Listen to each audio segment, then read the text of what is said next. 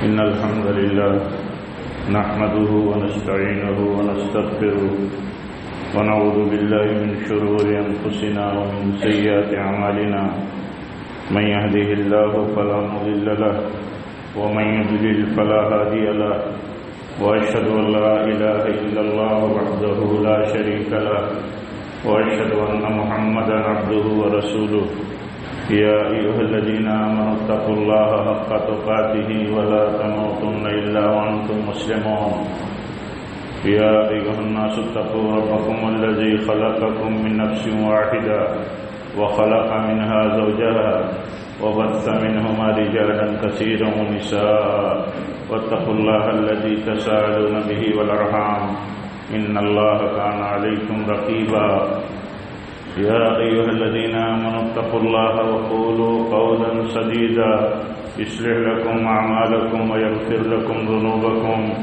ومن يطع الله ورسوله فقد فاز فوزا عظيما أما بعد فإن خير الحديث كتاب الله وخير الهدي هدي محمد صلى الله عليه وسلم وشر الأمور محدثاتها وكل محدثة بدعة وكل بدعة ضلالة وكل ضلالة في النار أعوذ بالله من الشيطان الرجيم بسم الله الرحمن الرحيم وإذا سألك عبادي عني فإني قريب أجيب دعوة الداعي إذا دعان فليستجيبوا لي وليؤمنوا بي لعلهم يرشدون.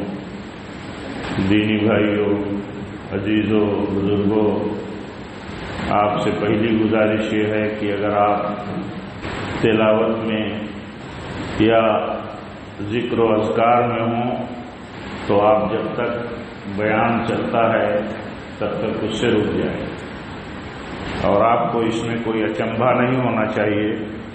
بیان نصیحت اور تعلیم ہے، اور علم حاصل کرنا اور نصیحت حاصل کرنا یہ کسی بھی نفلی عمل سے افضل ہے. اگر تعلیم ہوتی ہو تو آپ نفلی عمل نہیں کر سکتے، الا کہ اس کے لیے حکم ہو. آپ مسجد میں آئے ہوں تو آپ مسجد میں بیٹھنے سے پہلے 2 رکعت پڑھ لیں گے، لیکن آپ مسجد میں بیان چلتا ہو تو آپ نفلی نماز پڑھیں، قرآن کی تلاوتوں میں مشغول ہوں. تو قرآن کی اگر تعلیم علم کے ساتھ ہوتی ہے اور تلاوت مجرد تلاوت ہے یا سمجھ کے بھی تلاوت ہے تو اس کو موقوف کرنا ضروری ہے. یہ مسئلہ ہے، علم سے سمجھیے اس کو. دوسری بات یہ ہے کہ جب بھی کوئی حلقہ ہو تعلیم کا یا درس کا تو ادب کا طریقہ یہ ہے کہ حلقے سے جڑ کے بیٹھا جائے، سوائے ان لوگوں کے جن کو عذر ہو. کسی کو تکلیف ہے، اسے کرسی کی ضرورت ہے، واقعی ضرورت ہے تو وہ کرسی لے سکتا ہے. ٹیک لگانے کی ضرورت ہے، ٹیک لگا سکتا ہے.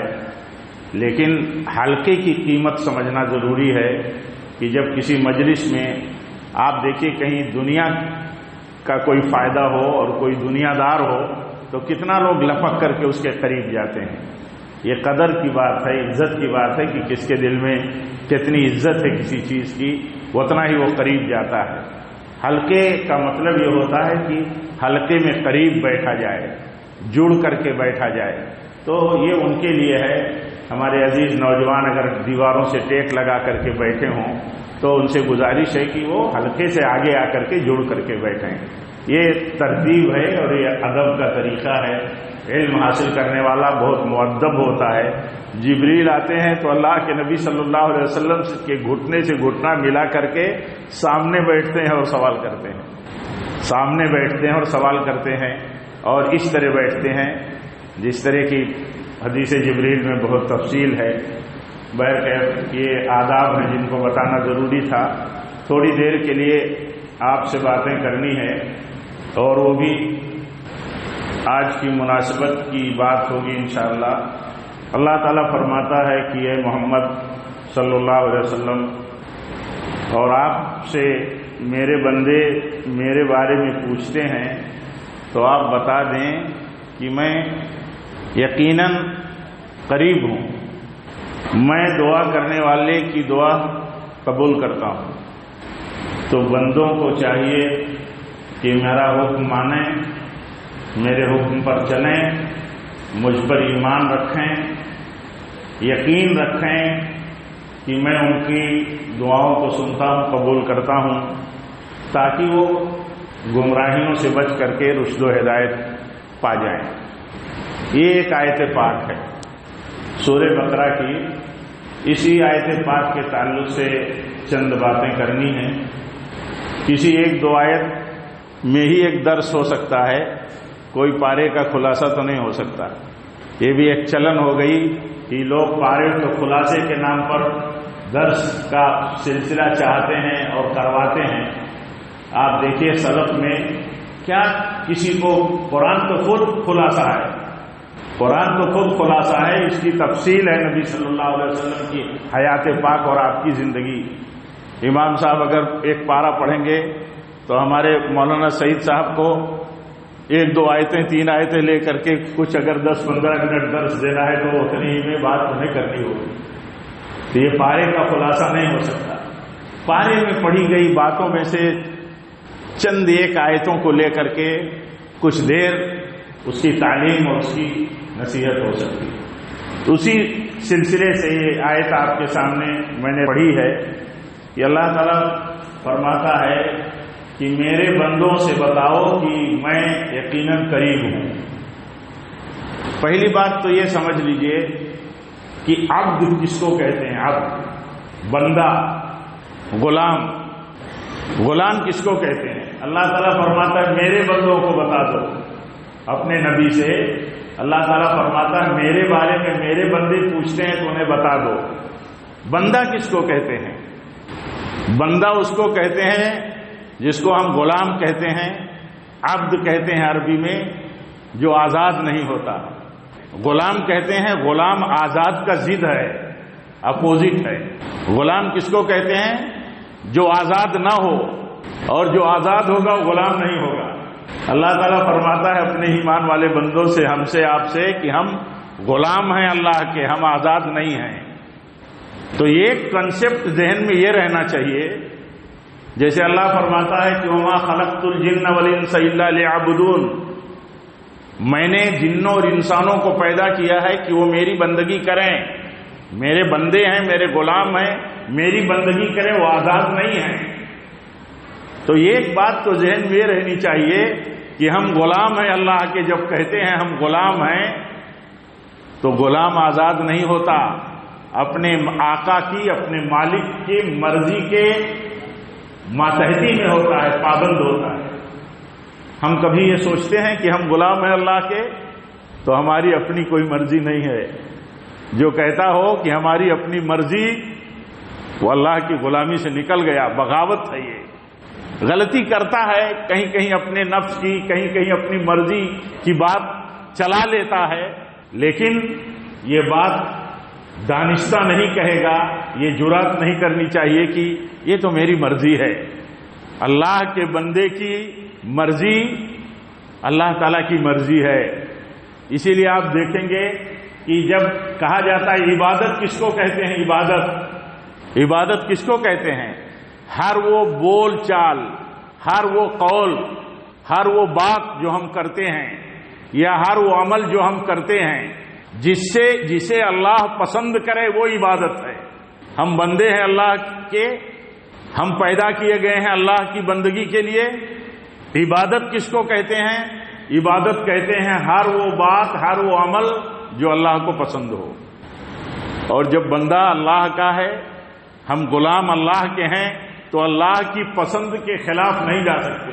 آپ کا ماتحتی میں کوئی ملازم ہو، ملازم وہ غلام نہیں ہوتا، عبد کا اطلاق اس پر نہیں ہوتا۔ حقیقت میں وہ آپ کی مرضی کے خلاف جاتا ہے تو آپ کہتے ہو یہ باغی ہے۔ آپ اس کو روزانہ دیتے ہو کچھ، اس کو ماہانہ دیتے ہو، اس کو سالانہ دیتے ہو، کوئی بھی اس کی مزدوری اور اجرت طے ہے، لیکن اس کے باوجود اگر آپ کے حکم کے باہر جاتا ہے تو کہتے ہیں باغی ہے، سرکش ہے۔ تو اللہ تعالیٰ نے اسی لیے فرمایا کہ میرے بندے، میرے غلام ہیں، وہ آزاد نہیں ہیں۔ آزادی کا تصور آزادی کا تصور ایک عام تصور جو ہے وہ ایک الگ چیز ہے. ہم اس معنی میں آزاد ہیں کہ اللہ نے اپنا غلام بنایا تو طاغوت کی غلامی سے آزاد کیا، لوگوں کی غلامی سے اللہ نے آزاد کیا، باطل کی غلامی سے آزاد کیا. لیکن غلام بنایا کس کا؟ اپنا. کہا کہ تمہارے جان و مال کا اختیار اور مرضی تمہاری اپنے جان و مال پر نہیں ہے. اب اپنی مرضی سے اپنا وقت، اپنے دن، اپنا ٹائم گزاریں تو ہم آزاد ہو گئے. مال اللہ کا ہے، ہمارے پاس ہے، اپنی مرضی سے خرچ کریں گے، ہم آزاد ہو گئے. اللہ تعالیٰ فرماتا ہے ان اللہ اشترى من المؤمنین انفسهم واموالهم بان لهم الجنہ. جانوں کا، مالوں کا مالک اللہ تعالیٰ ہے. اللہ تعالیٰ نے سودا کر لیا ہے. ایمان والا یہ سمجھتا ہے کہ میری جان پر میری مرضی نہیں ہے. جو یہ کہے کہ میری مرضی ہے، ہم جیسے چاہیں ویسی زندگی گزاریں، تو پھر بندہ نہیں رہ گیا. پھر بندہ نہیں رہ گیا. کلمہ پڑھنے والا کہتا ہے کلمہ لا الہ الا اللہ ہمیں آزاد کرتا ہے. یہ دنیا داری کی باتیں ہیں. ایک بلاک سے آزادی کی بات کرتے ہو، دوسرے بلاک کی غلامی کی بات کرتے ہو. لا الہ الا اللہ بول کر کے اللہ کی غلامی کی تو کم سے کم بات کرو کہ لا الہ الا اللہ بولنے کے بعد ہم نے گویا کہ اللہ کی غلامی کا پٹھا اپنے گردن میں ڈال لیا. اب ہم آزاد نہیں ہیں، اللہ کے غلام ہیں. پہلے اللہ کی غلامی کی بات کرو، اس کے بعد بات کرو طاغوت سے آزادی کی. اللہ کی غلامی منظور نہیں ہے. تو یہ سب باتیں ہیں دنیا داری کی. اللہ تعالی ہم سب پر رحم فرمائے. تو بات یہ چل رہی تھی، اللہ فرماتا ہے میرے بندوں سے اے نبی آپ بتا دو، میرے بارے میں پوچھتے ہیں. اللہ فرماتا ہے میرے بندوں سے، میرے غلاموں سے بتاؤ. تو ہم غلام ہیں اللہ کے، ہم آزاد نہیں. ہمیں یہ سمجھنا ہے کہ ہم غلام ہیں جب اللہ کے، تو یہ دیکھیں ہم کہ کہاں کہاں اللہ کی غلامی سے ہٹ کر کے ہم کام کرتے ہیں. دعا کریں کہ جہاں جہاں ہم سے اللہ کی غلامی کے خلاف کام ہوتا ہے اللہ تعالیٰ اس سے ہمیں بچا لے، اپنی غلامی کرنے کی اللہ توفیق دے. خاص طور پر آخری عشرہ، اس کی 10 راتیں، آخری عشرے میں بالخصوص پورے عشرے کا اہتمام کرنا چاہیے. پورے عشرے کا، پورے عشرے کی پوری راتوں کا اہتمام کرنا چاہیے. نہیں تو 7 راتوں کا، 7 راتوں میں خاص طور پر، نہیں تو پورے عشرے کا اہتمام. پیارے نبی صلی اللہ علیہ وسلم کی سنت تھی، آپ ہر سال آخری عشرے کا اعتکاف کرتے تھے. آپ کی سنت یہ تھی کہ آپ سب سے زیادہ اللہ کی بندگی اور عبادت، سب سے زیادہ مشقت اسی آخری عشرے میں اٹھاتے تھے. آپ کی عادت طیبہ بیان کی جاتی ہے کہ آپ راتوں کو جاگتے تھے، اپنے گھر والوں کو جگاتے تھے، کمر کسے رہتے تھے، کمر کسے رہتے تھے اللہ کی عبادت کے لیے. اللہ کی مرضی ہے، اللہ کی مرضی ہے کہ اللہ کے بندے یہ 10 آخری عشرہ خاص طور پر اللہ کی عبادت میں گزاریں. تو اللہ کی عبادت کیا ہے یہ کنسیپٹ بھی کلیئر ہونا چاہیے. اللہ کا بندہ اور اللہ کی بندگی کیا ہے. بندگی کیا ہے اللہ کی؟ ہم کہتے ہیں ہم اللہ کے بندے ہیں. بندگی کیا ہے؟ بندہ وفادار ہوتا ہے، بندہ وفادار ہوتا ہے. وفاداری کرنا یہی بندگی ہے. وفاداری کرنا یہی بندگی ہے. اللہ کا وفادار کون ہے؟ ہمارا دوست ہماری بات نہ مانے یا ہمارے لیے کھڑا نہ رہے تو کہتے ہیں بے وفا ہے، یہ بے وفا ہے. تو یہ معنی ذہن میں رہنا چاہیے کہ بندے ہیں ہم اللہ کے، ہم آزاد نہیں ہیں. اگر ہم اپنی خواہش کے مطابق کچھ کرتے ہیں جو اللہ تعالیٰ کے حکم کے خلاف ہے تو اس مسئلے میں ہم نے آزادی دکھائی ہے، غلامی نہیں دکھائی ہے. اور جب ایک عام بات ہم کہتے ہیں کہ اللہ نے ہمیں اپنی بندگی کے لیے پیدا کیا ہے، اور بندگی کہتے ہیں اللہ تعالیٰ کے پسندیدہ عمل کو، جو اللہ کو عمل پسند ہے. تو جب ہم اللہ کے بندے ہیں تو اللہ کا ناپسندیدہ عمل ہم نہیں کر سکتے. اگر کہیں کرتے ہیں، کہیں ہو جاتا ہے، دعا کرنا چاہیے، کوشش کرنا چاہیے، توفیق مانگنی چاہیے کہ اللہ تعالیٰ ہمیں اس سے بچا لے. تب تو ہم بندگی کی اصل راہ پر ہیں. اور یہ مہینہ جو خاص طور پر امتیازی طور پر اللہ کی عبادت کا مہینہ ہے، اس مہینے میں جہاں جہاں بھی کوتاہیاں ہوتی ہیں ہم سے، وہاں وہاں ہمیں فکر کرنے کی ضرورت ہے، فکر ہم کریں اور بندہ بن کر کے رہیں۔ تو یہ لفظ جو آیا قرآن میں کہ میرے بندے ہیں، عباد میرے بندے ہیں، تو بندے کا معنی ہوتا ہے، عبد کا معنی ہوتا ہے غلام، اور غلام کی ضد ہے آزاد۔ مسلمان اللہ کا غلام ہے، اللہ کے دین اور اللہ سے وہ آزاد نہیں ہے۔ اسی لیے مسلم کہتے ہیں ہم اپنے آپ کو۔ مسلم کا معنی کیا ہے؟ مسلم کا معنی یہ ہے کہ جیسے اونٹ کوئی ہو، اونٹ اس کو نکیل لگی ہوئی ہو، اس کے مالک کے ہاتھ میں ہو نکیل، جیسے چاہے گا وہ اونٹ کو لے جائے گا، ایسے ہم مسلم ہیں، ہم اللہ کے فرما بردار ہیں، جیسی فرما برداری اللہ چاہے گا ہمیں کرنی۔ تو یہ ایک معنی ذہن میں رہنا چاہیے عبد کا، اللہ کی بندگی کا، اور یہ ذہن میں رہنے کے بعد کہ ہم بندے ہیں اللہ کے، ہم آزاد نہیں ہیں، ہم آزاد نہیں ہیں۔ آزادی اللہ نے بخشی ہے، اپنی غلامی کرا کر کے دنیا کی غلامی سے اللہ تعالیٰ نے آزاد کیا ہے۔ یہ فضل ہے رب العالمین کا۔ وہ ایک سجدہ جسے تو گراں سمجھتا ہے، 1000 سجدوں سے دیتا ہے آدمی کو نجات۔ ایک سجدہ یعنی وہ غلامی رب العالمین کی، وہ غلامی ہزاروں کی غلامی سے بچاتی ہے۔ تو یہ بندے کا ایک کنسپٹ ذہن میں رہنا چاہیے۔ ایک بات اور اس آیت پاک میں، وہ بات یہ کہ اللہ تعالیٰ فرماتا ہے کہ جب مجھ سے میرا بندہ، میرا غلام مانگتا ہے، جب مجھ سے سوال کرتا ہے تو اللہ تعالیٰ وعدہ کرتا ہے، کہتا ہے کہ میں اس کی دعا کو سنتا ہوں، اس کی دعا قبول کرتا ہوں۔ یہ ایک بات یہ بھی ذہن میں بہت کلیئر رہنی چاہیے، ہم غلام ہیں اللہ کے، فرما بردار ہیں، تو ہماری دعا اللہ تعالیٰ سنتا ہے۔ ہمیں کوئی نہیں بہکا سکتا کہ اللہ ہماری دعا نہیں سنتا۔ یہ بہکاوے میں کبھی غلام نہیں آ سکتا۔ کوئی کہے کہ کہاں ہماری دعا اللہ سنتا ہے، تو ہم غلام ہیں اللہ کے، ہماری دعا کیوں نہیں اللہ تعالیٰ سنے گا؟ ہم غلامی کریں گے اللہ کی اور نہیں سنے گا اللہ؟ ہمارا نوکر فرما بردار ہو، ہم خوش ہوں اس سے، وہ کچھ مانگ لے تو دل میں یہی بات پیدا ہوتی ہے، بڑا فرما بردار میرا نوکر ہے، اس کی ضرورت ہے، اس کی مانگ ہے، پوری کر دو۔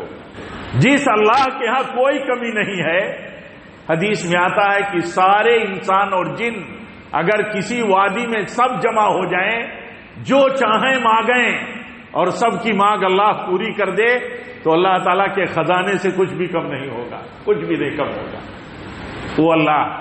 تو ہم اپنے کسی غلام سے خوش ہوتے ہیں، خوش رہتے ہیں، تو اس کی ضرورت پوری کرتے ہیں۔ ہم جب اپنے آپ کو اللہ کا غلام بنا کر کے رکھیں گے اور رہیں گے تو اللہ ہماری دعا کیوں نہیں سنے گا؟ یہ ایک بات۔ دوسری بات یہ کہ اس پروپیگنڈے کا اثر ہمارے اوپر نہیں ہونا چاہیے۔ جو پروپیگنڈا کیا جاتا ہے کہ دعاؤں سے کیا ہوگا، دعاؤں سے کیا ہوگا، دعاؤں سے کیا ہوتا ہے، یہ پرفریب پروپیگنڈا ہے، یہ ایمان اور توکل کے خلاف پروپیگنڈا ہے، ایمان اور توکل کے خلاف ہے۔ اللہ اپنے بندوں کی سنتا ہے۔ صحیح حدیث میں آتا ہے کہ زمین پر کوئی بھی مسلمان اللہ تعالیٰ سے دعا کرتا ہے، غلام ہے وہ، غلامی کرتا ہے وہ، اللہ کے حکم کے مطابق زندگی گزارتا ہے، تو اللہ تعالیٰ اس کی دعا رد نہیں کرتا۔ اس کے قبولیت کی شکلیں الگ الگ ہوتی ہیں۔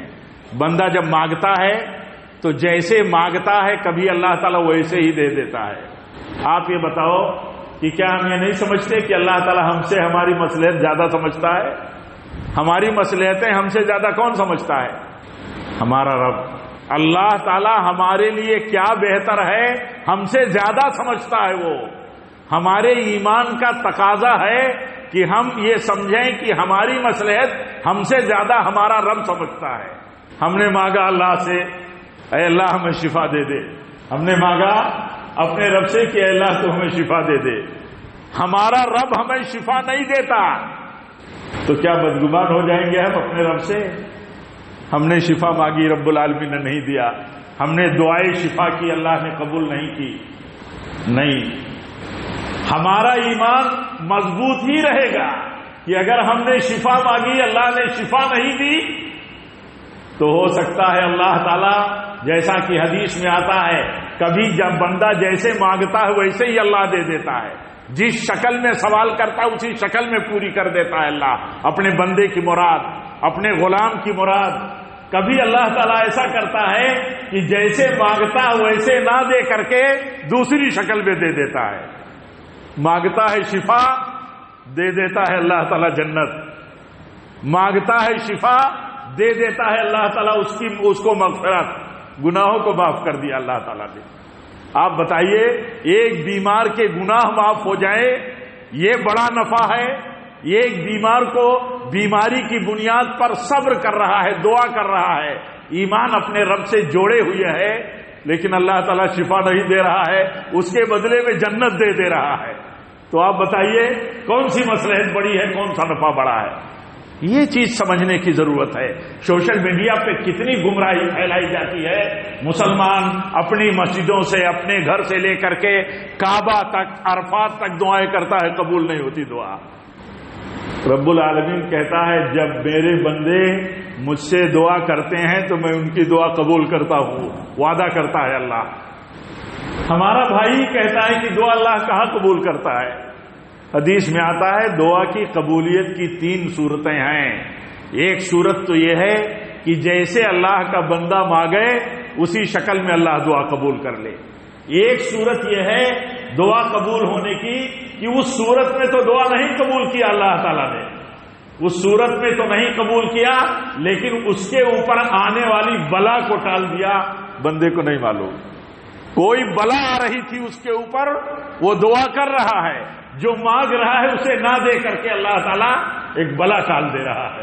آپ بتائیے کتنا بڑا نفع ملا بندے کو نہیں معلوم، لیکن اس کا ایمان رہنا چاہیے۔ ہم غلام ہیں اللہ کے، ہمارا ایمان رہنا چاہیے کہ ہماری دعا اللہ تعالیٰ ہم جب آداب کے ساتھ، شرائط کے ساتھ، بندگی کرتے ہوئے، عبد رہتے ہوئے، عبودیت کی زندگی گزارتے ہوئے جب ہم دعا کرتے ہیں تو اللہ تعالیٰ ہماری دعا رد نہیں کرتا۔ حدیث میں آتا ہے کہ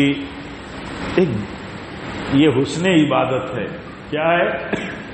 یہ حسن عبادت ہے کہ بندہ اپنے رب سے اچھا گمان رکھے۔ ہمارا اپنے رب سے اچھا گمان نہیں ہے۔ ہم میں کوئی ہے جو اپنی ماں سے اچھا گمان نہ رکھتا ہو؟ بتاؤ، ہم میں کوئی نہیں ہوگا، کہیں ہوگا تو کوئی نادان ہوگا، کہیں کوئی نادانی کی بات ہوگی، لیکن ہر اولاد اپنی ماں سے اچھا گمان رکھتی ہے۔ ہر اولاد اپنی ماں سے ہمیں اچھا گمان ہو، ہماری ماں سے زیادہ مہربان ہمارا رب ہے، اپنے رب سے اچھا گمان نہ ہو، ایمان کے خلاف ہے، ایمان کے خلاف ہے۔ ایک مومن اپنے رب سے اچھا گمان رکھتا ہے۔ اللہ تعالیٰ خود فرماتا ہے میں اپنے بندے کے گمان کے مطابق ہوں جیسا گمان رکھا ہے۔ ایک نوجوان بیمار تھا، موت کی کشمکش میں تھا، موت اور زندگی کی۔ اللہ کے نبی عیادت کو گئے، اللہ کے نبی بیمار پرسی کو گئے صلی اللہ علیہ وسلم۔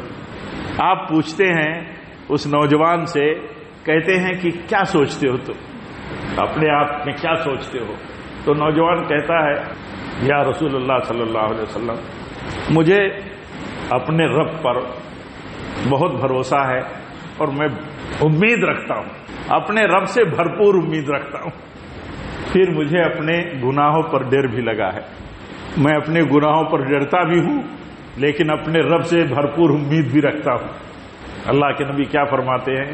کہتے ہیں جو بندہ اپنے رب سے امید باندھے رکھتا ہے، اللہ تعالیٰ کہتا ہے کہ میرا بندہ مجھ سے امید باندھے ہے، اس کی امید پوری کر دو۔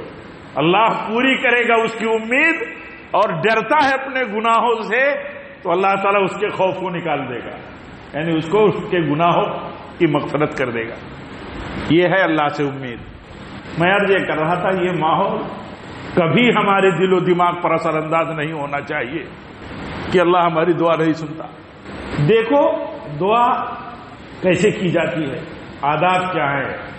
بس ایک بات ذہن میں رکھو، بندے ہیں ہم اللہ کے، حکم مانتے ہیں۔ اللہ فرماتا ہے فَلْيَسْتَجِيبُوا لِي، میرا حکم مانو، مان کر کے چلو، میں وعدہ کرتا ہوں تمہارا سوال، تمہاری دعا میں قبول کروں گا۔ کرو دعا۔ اب جب ایک مومن بندہ یہ سوچے گا کہ میری دعا اللہ تعالیٰ قبول کرتا ہے، جیسے مانگا ویسے نہیں دیا، تو میرا رب میری مصلحتوں کو مجھ سے زیادہ سمجھتا ہے، مجھ سے زیادہ۔ کوئی بلا آ رہی تھی، ٹال دیا اللہ تعالیٰ نے۔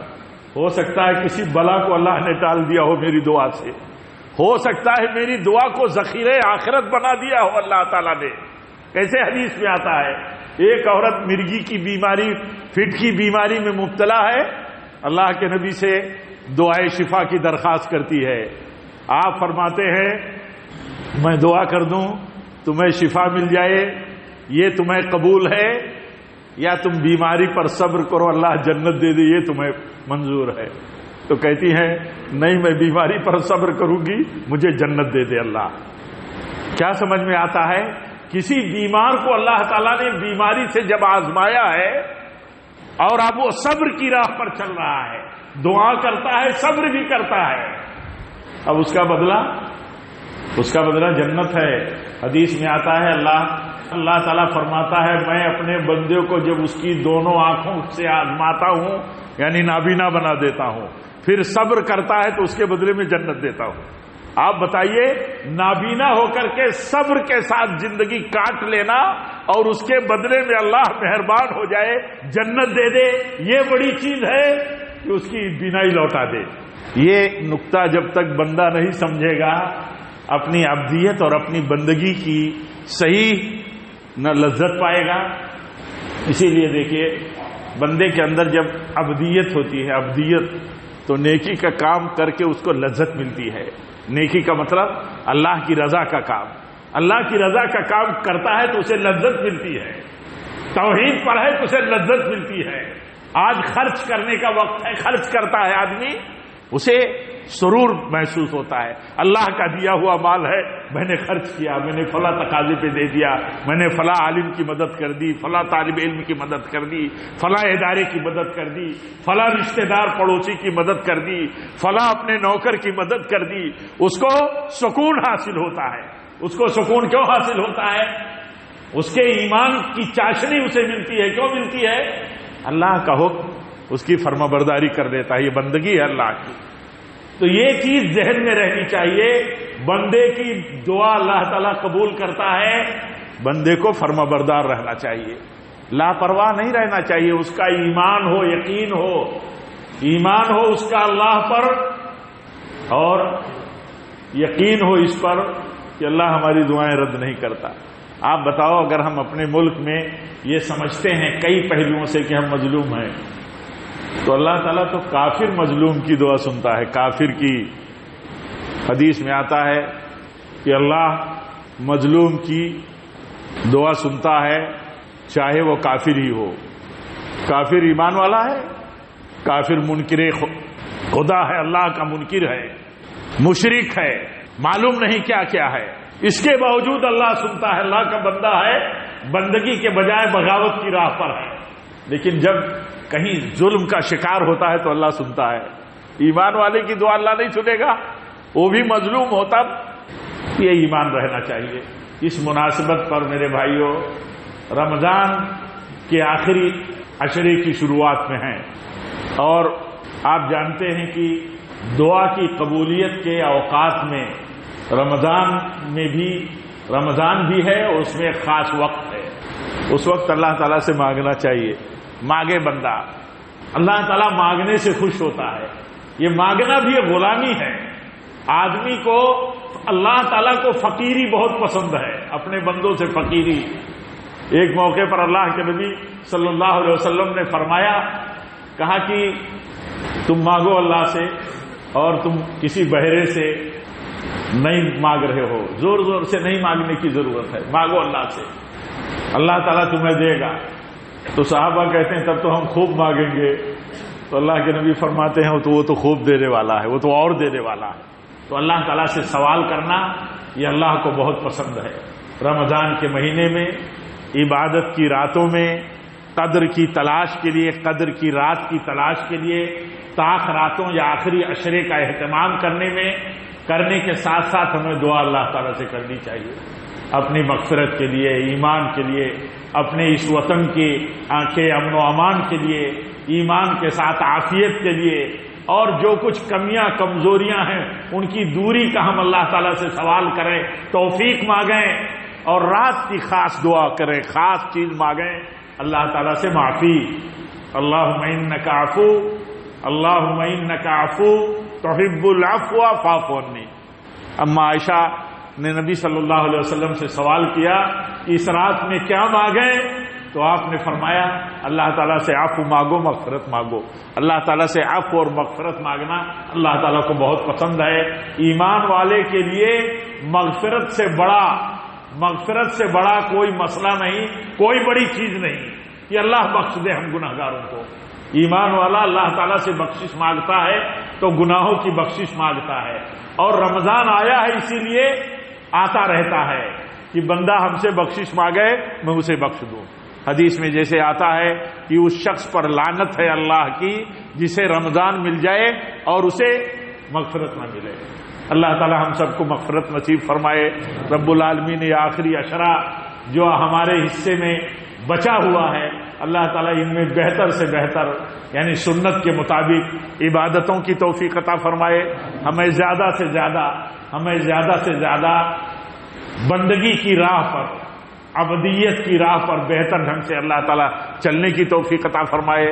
رب العالمین ہمارے سینوں کو ہر طرح کے کینوں سے پاک کر دے، اور ہمیں ایمان کی راہ پر عافیت کے ساتھ چلنے کی توفیق دے، سنت کے مطابق زندگی گزارنے کی توفیق دے، سنت کی راہ پر چلنے کے ساتھ ساتھ سنت پر ہی ہماری موت ہو، ہم یہ اللہ تعالیٰ سے سوال کریں۔ امام احمد بن حنبل رحمۃ اللہ علیہ کے تعلق سے بہت مشہور واقعہ ہے، ان کا کوئی شاگرد دعا کر رہا تھا ان کے لیے، تو کہتے ہیں میرے لیے تم سنت پر زندہ رہنے کی اور سنت پر مرنے کی دعا کرو، کیونکہ جو مسلمان سنت پہ رہا اور سنت پر مر گیا اسی کے لیے نجات ہے۔ کل امتی یدخلون الجنت الا من ابا، اللہ کے نبی فرماتے ہیں میری پوری امت جنت میں جائے گی، پوری امت، سوائے میری امت کے ان لوگوں کے جو لوگ جنت میں جانے سے انکار کریں۔ صحابہ نے پوچھا یا رسول اللہ ایسا بھی ہے کوئی امتی ہوگا جو جنت میں جانے سے انکار کریں؟ تو آپ نے فرمایا ہاں، من اطاعنی دخل الجنہ ومن عصانی فقد ابا۔ آپ فرماتے ہیں جو میرے حکم پر میری سنت پر چلے گا وہ جنت میں جائے گا، جو میری سنت پر نہیں چلے گا گویا کہ وہ جنت میں جانے سے انکار کرتا ہے۔ تو جنت کی راہ سنت کی راہ ہے۔ اللہ تعالی ہم سب کو توفیق دے، سارے مسلمانوں کو توفیق دے۔